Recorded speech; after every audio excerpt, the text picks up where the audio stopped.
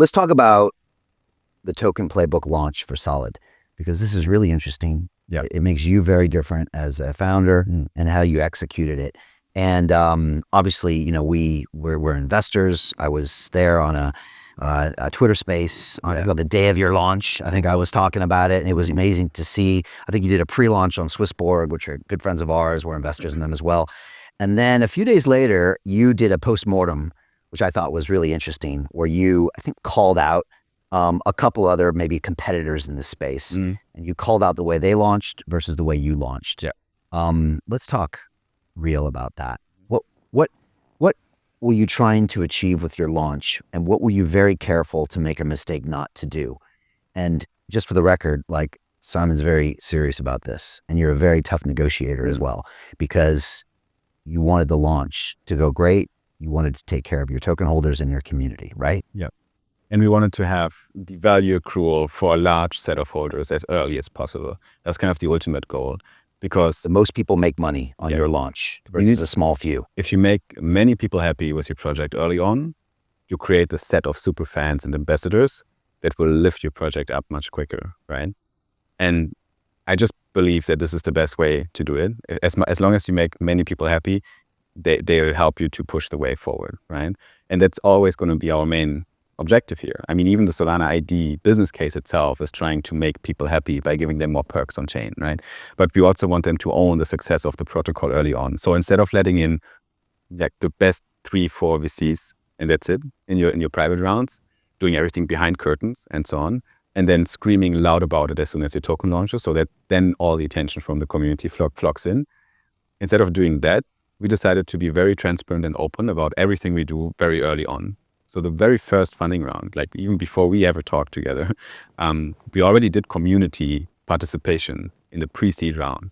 So instead of just, calling up my VC friends and telling them like, I have this deal for you, do you want in? I just called up a few private communities of friends of mine that they're running.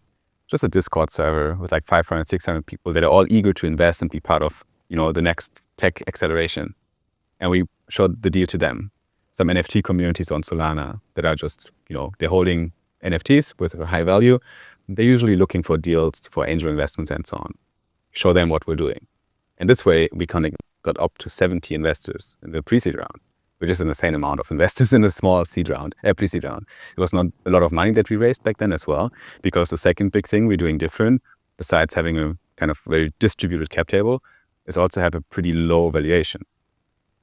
I worked in VC before, and when we invested in startups, we looked at their business case, we looked at their revenue streams that might be not existent because it's so early, and we valued them based on what they have, or better, based on the lack of things they have, right? Which is usually not a lot.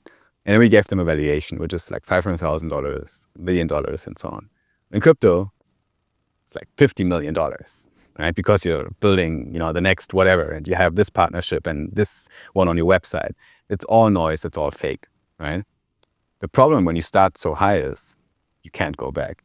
If your first funding round is 50 mil, your second needs to be 250. Otherwise, the first investor is going to be like, what the heck are you doing? Why are we devaluing? Why did I invest so early? So you always need to go up. When you reach token launch, you're going to be at 500 million, 1 billion, 2 billion. That's like the standard in crypto when you launch your project.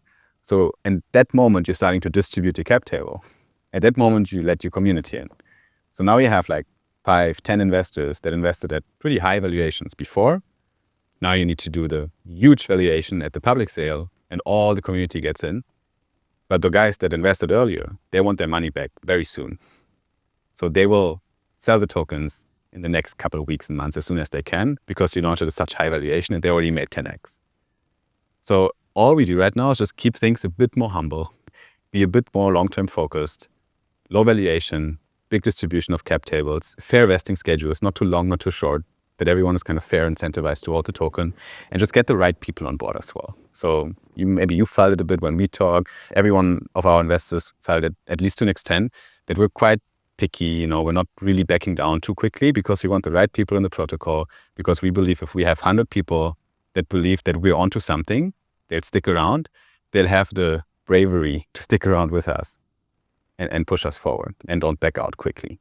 And that worked out well so far, like this whole strategy. So I think essentially what we did different, was the low valuation in the early funding rounds, the big distribution of investors, and the kind of curated, model that we have at really looking closely at every deal, talking to the people we let in, not signing the crazy KOL contracts too early. Hey, I know investing in crypto is scary. It takes a real leap of faith because there are so many scams, rug pulls, and bad actors out there. It's a dangerous business, which is why 95% of people lose all their money. Well, that's why I created the London Real Investment Club, so you can access the hottest deals on the planet and use the crypto bull market to create the generational wealth that you deserve. Join my team of over 100 people from around the world that are making millions of dollars behind the scenes investing in blockchain, AI, Web3 games, DeFi, Bitcoin, and more. Don't miss out. Click the link below to book a call with one of my team now. But hurry, this bull market will end soon.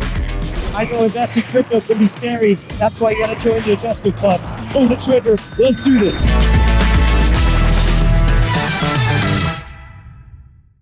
You want to be a bit more careful with that.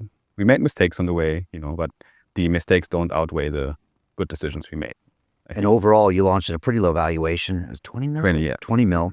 You had some great price appreciation, of course, some volatility afterwards, which is normal. Yeah. But then when you wrote that post, it was like, what, a week later or 5 days later? Yeah. You compared it with other projects that might have launched at 200 million or 400 million or 500 million that were now maybe below sea level. Oh, yeah. And so all these things are below sea level, which means probably every community member is down money. So even if they love you, it's hard to continue loving you after that. Yeah. And maybe the VCs already got out. If they're out, then they're not very useful to you. And this is this broken model in crypto that doesn't work anymore. Short-sighted. And again, like how many billion-dollar protocols are there? There's not that many. The top 100 are billion-dollar protocols. Yeah. So like all these companies coming out thinking you're going to launch at $1 billion or $2 billion. It's like, no, you're not. And we're seeing a lot more people adopt this strategy, but not everybody has the wherewithal to actually do it. Yeah. Because it's hard. It is hard. You're under pressure. Yeah. You're like, God, maybe I should send that KOL. Maybe I really could use that VC. It is a bit like, we know it from the fitness journey a bit. Because you always have to kind of, how do you say it? You need to take the short-term pain right now for the long-term pleasure. Right? That's gym, right? Because it fucking hurts, like you're lifting the weights and it's painful and it sucks and you're sweating and it doesn't give you anything right now, really. It just sucks right now. But like in a month from now, you might, feel a bit better. Your muscles are growing, you feel stronger, but it's like a month from now. Like how, at that moment right now, when I feel the pain, I just want that pain to go away. So it's very human in business and your personal life and your health, journey to make bad decisions for short-term pleasure, for long-term pain. And in crypto, it's the same shit, like all over again, because, oh yeah, I want this VC to be on board with me. Whatever they say, I'll take it. Like just take the deal, like fuck, whatever. Like I want the logo on my website because it will give me 50,000 more followers on X. They don't give a shit about you when they come. The VC doesn't give a shit about you because he just wants his terms. So just, think a bit more in the long term. It will be painful in the short term, but as builders, like me and my co-founders, we learned that long ago. We had our bad times already. Right now we're having fun. Like even if it's hard right now, it's much better than it was a year from now or 2 years from now. It's been much worse. So yeah, I think looking at the token and how reflecting on it, the journey was really well. We're still above the pre-seed, the seed and the public valuation, even though we're at the lowest point right now that we've been ever after the launch. Solana dumped, Bitcoin dumped. We saw the big red candle 2 days ago. Everyone is scared. But we're kind of holding, and we didn't even launch our product yet. We don't even have the utility of the token yet. We didn't do a larger outreach campaign, so just consolidating. So I think the strategy so far worked out really well. And last comment as well, you mentioned Swissborg. We did it with them. We did it with the launchpad that they came up with, Borgpad. And they just did their second sale yesterday, I think. So second sale after us. Obviously, we've been a bit the guinea pig because we've been the first sale on Borgpad. A few things didn't went well with us. We had to kind of suck it up. Nothing happened. But obviously now they did everything better with the second one. And it worked out. It was an even better launch. It was the same kind of model. Low FTV, right? Like low valuation, community-centric, and then a fair launch on the launch pad with getting people in early on. It was beautiful. Like nice chart, went up. They have like two big advantages, which is they learn from our mistakes and they're riding the agent wave. It's an agent launch pad. Got it. So But good job for Vokpad. Like, they're doing a great job there. Yeah, and again, just back to the community and being transparent. Yeah. That's gonna win in the long run. How do you get out of a rat race? How do you create wealth not only for yourself, but also for the generations to come after? I am absolutely amazed with the quality of companies that we're getting exposure to. We go on to Zoom calls with the innovators and the folks who are building new applications in metaverse, blockchain, artificial intelligence, decentralized finance. What's going on, everybody? Thumbs up if you can see me. We are focusing on early stage investment. And the quality of people that we're getting exposure to, whether it be Dan Tapiero with 1RT, Jason Ma from Open, Yatsu from Animoca. It's been a phenomenal experience thus far. It has far exceeded my expectations. We are focusing on cutting edge technologies. I view it now as the best investment I've ever made. The upside, I view, is unlimited. And as a retail investor, I would never get this exposure anywhere else outside of Investment Club. See you in the investment club.